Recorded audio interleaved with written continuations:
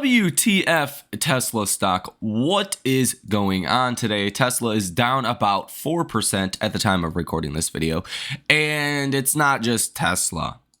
All of your big tech stocks are getting destroyed. Apple's down 2%. Nvidia is down almost 3%. Netflix is down 3%. Google's down 2.5%. Meta's down 2%. Amazon's down 2.5%. And Microsoft is down 2.5% today. That is really the biggest drag on our markets, is the severe underperformance of big tech. The S&P is down 1.5%. The NASDAQ is down 2%. The equal weight S&P is down less than 1%. So there is a clear shift that is taking place today. And I think eventually it will work to Tesla's benefit. I will explain that a little bit here in this video and explain that more in the next video. But what is causing this today?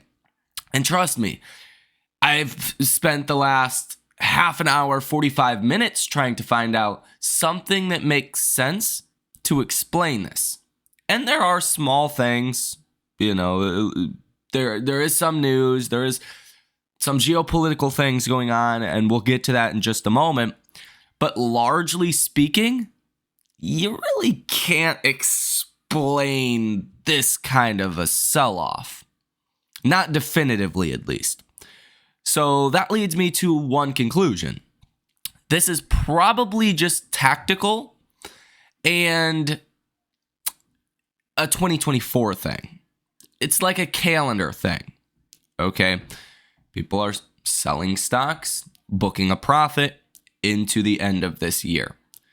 It could mean once we start 2025, some of this stops. Now, I'm actually more concerned about big tech into 2025. I explained in the last video there was some headline risk for big tech because next year in 2025, we are expecting small caps, mid caps, cyclicals, value names to grow earnings faster than a lot of these other big tech stocks, besides Tesla, right? And these valuations are insane for the kind of growth or lack of growth that these companies are putting up. I like Tesla for next year because Tesla, yes, it has a high valuation, but it's growing. And the path of growth ahead is massive. And I think that's why Tesla is way different than an Apple, for an example. So with a broader market rally in 2025, I think it'll literally start like the first day in 2025. I think you're going to start to see that repositioning, okay? But I think it's going to work to Tesla's benefit, unlike what you are seeing today. Today feels like a shakeout to me. It feels like Wall Street shaking retail out of their positions.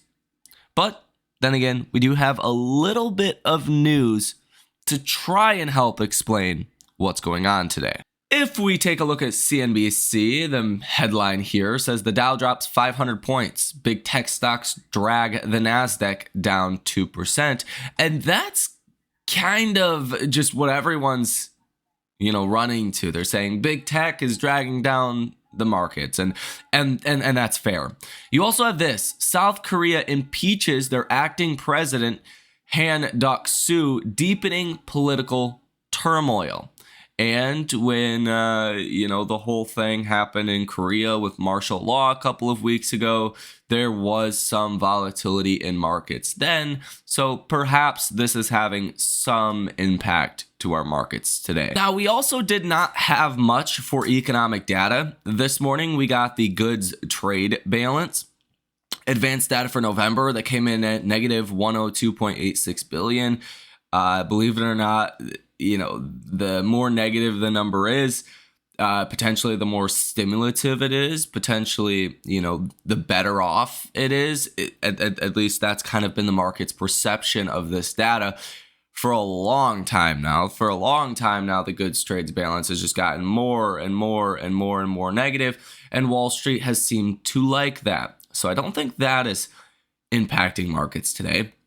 Retail inventories, excluding autos, month over month, advanced data for November, came in at positive 0.6%. The forecast was 0%. Building up inventories is not a good thing, okay? Think back to 2022. Q1, Q2, we were in a technical recession. GDP was negative, but a lot of that was just a buildup in inventories, is what everyone kind of chalked it up to. So inventories jumping like this could be somewhat of a recessionary signal. Okay, especially a big jump like that. And even last month was revised up from 0.1% to 0.3%, meaning if inventories are rising, companies ordered too much. They did not sell as much as they thought they were going to. So inventories are rising, and then you start to have to write down inventories if you're unable to sell it, okay? That could be an issue. And with higher inventories, you're less likely to order more, right? Your times between ordering could start to be extended, which is bad for kind of the whole supply chain. Now, wholesale inventories, month over month, advanced data for November came in at negative 0.2%, which I guess is kind of what you would expect with retail inventories coming in on the high side. So that's it. I don't think any of this really justifies what is happening to big tech today. Big tech more than other areas. Of course, small caps are selling off as well. The Dow is selling off. I think it's kind of algorithmic in nature. There's not a whole lot of people in the office right now. Okay. And I think that's kind of what is happening to Tesla as well. I don't think this is going to last, though. I don't think this is the start of, Tesla's demise, right? And I know some people are going to jump to that right away. That's just kind of how a lot of people tend to operate. But in fact, right now on StockTwits, sentiment for Tesla is bullish at 62. Yesterday it was bullish at 55. Message volume today is normal at 47. Yesterday was low at 43. And the participation ratio today is high at 55. So it doesn't seem like retail is losing or giving up hope on Tesla. And I wouldn't either. I think into 2025, when people start to reposition their capital and their portfolios, Tesla is a clear winner. Are you really going to bet against robotaxi? Are you really going to bet that fails or Tesla does not succeed there next year? I don't think so. And if Tesla succeeds in robotaxi, the stock is going much higher. Now, we do have some potentially negative news for Tesla. It's not Tesla specific news, but it could be creating a little bit more competition over in China. Says here, China's BYD offers year-end discounts of up to 11.5%. It's kind of like one of those situations where if BYD is trying to undercut Tesla, trying to get into this pricing war, if things are not super great over in China, then that's not a good sign for Tesla also, okay? And their cars were already crazy cheap, that is. These vehicles are now as low as $14,000. So I think this is part of why Tesla is selling down today. Again, I don't think it's going to last because I think Tesla's going to come in with a really good delivery number on January 2nd. But it makes some people nervous when you see competition selling their cars for $14,000 and Tesla is just unable to go anywhere close to that. On the day today, you have 2.89% short interest of free float, $36.6 billion currently sold short in Tesla, totaling 80.59 million shares that are currently sold short. And you can see today return shares of 705,000, borrowed shares of 1.09 million. So you have about 385,000 shares today that are being sold short in Tesla. So short sellers, they're not taking this opportunity to cover, in which would probably be the smartest thing for them to do. They're actually slightly adding to those short positions that they are already severely underwater in. And that could be one of the worst mistakes Tesla shorts decide to do if they don't cover on their short positions in 2024. you know, you really got to question why they're even short in Tesla in the first place. Is it an ego thing? If it's really an ego thing, then eventually Tesla will probably bankrupt some of these firms. Okay, that's the trajectory that we're kind of headed on. So that'll be interesting to see play out over the next 12, 24 months or so. Here on the day today, as far as option activity from hedge funds and institutions, you have 162 different trades totaling $126.5 million with a positive order value of 76%. So even though Tesla's down almost 5% right now, you're still very positive in options. You know, and personally, like myself, that has been waiting for a better opportunity to buy Tesla, you know, I look at it kind of like Warren Buffett does, right? Did anything change? Did we get any new information? No. Does Wall Street just not like the price as much anymore? Sure. But if I like the stock, you know, in the 460s or 480s for next year and the year after that and the year after that for the next 3 years or so, then I like the stock more in the 430s. That is an opportunity. People change their opinions on what the company should be valued at all the time, minute by minute, second by second. I don't that easily change my opinions. And that is where money is actually made in markets, because markets are irrational, where you can remain a little bit more level-headed. So I do think this is an opportunity here in Tesla stock. Even here for this Friday's expiration, you have volume of 58.64% calls and 41.36% puts. And that's volume on the day today. So more call activity than puts. And we did actually get some really good news today. There's a video coming out from China of the new Megapack factory in Shanghai. This plant is expected to be completed by the end of the year and to start production next year. In this video, one of the workers said, quote, "It's almost done. Now the main focus is on commissioning and trial production. 100% equipments were installed." So you're about to start rocking and rolling with another Megapack factory, which is in fact Tesla's fastest growing segment of their business right now. This is fantastic news. Elon Musk has been named by Epoch Times as its Innovation Newsmaker of the Year for 2024. In a post explaining its award, the publication noted that Tesla and SpaceX CEO simply dominated the innovation landscape this year. In a new Yahoo Finance article, it says, Tesla's valuation hits new limits, but remains worth holding.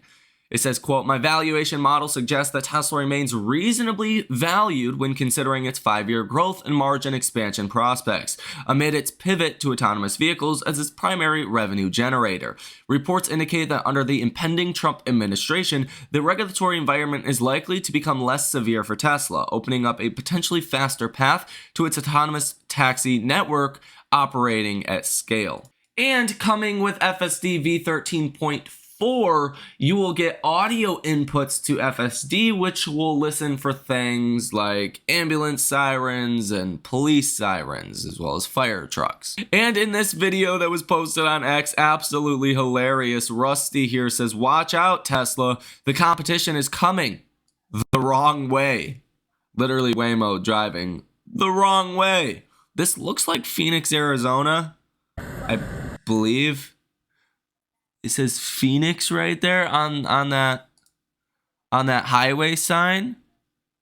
I may be wrong, but Waymos do operate in the Phoenix area. I'm almost 100% sure that does say Phoenix.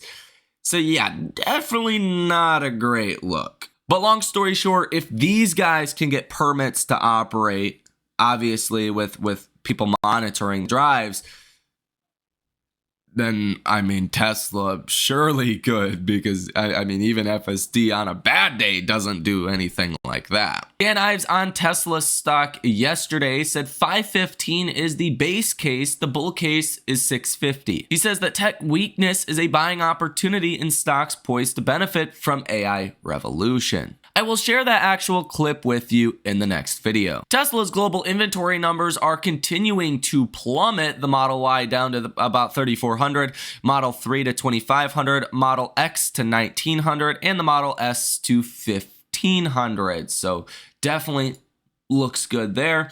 The amount of ads Tesla's running on Google is down to about, well, up to about 5,000, a little bit more than that technically.